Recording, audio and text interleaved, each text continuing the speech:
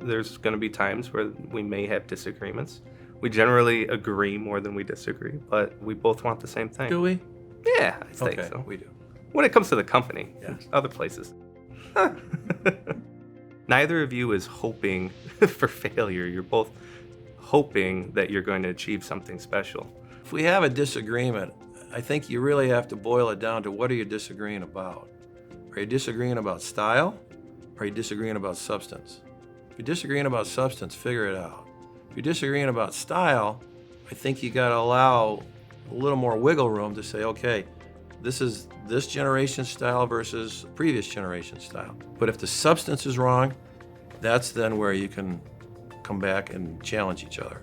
As the rising generation, you come in and you think you have these new ideas, and you're like, wow, okay, I have this great idea, we should do this. And the older generation kind of looks at you and is like, sounds like a really good new idea. We had that, 20 years ago. Yeah. This is what happened and here's how we tried to do it. But technology and the world changes. So then that takes a little bit of flexibility from both sides to say, okay, it may not have worked in the past, but now we have the ability maybe to execute differently.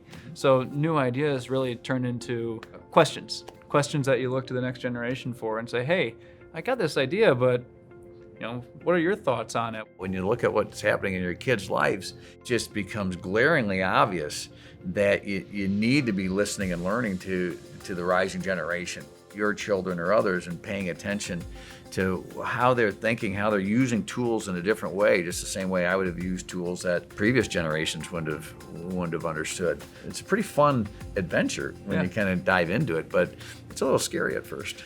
If people don't ever feel like they've been heard, it's much more difficult to get them to engage.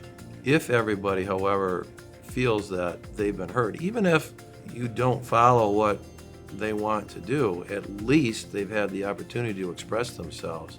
I think that's one of the most important things you can do in leadership, is listen.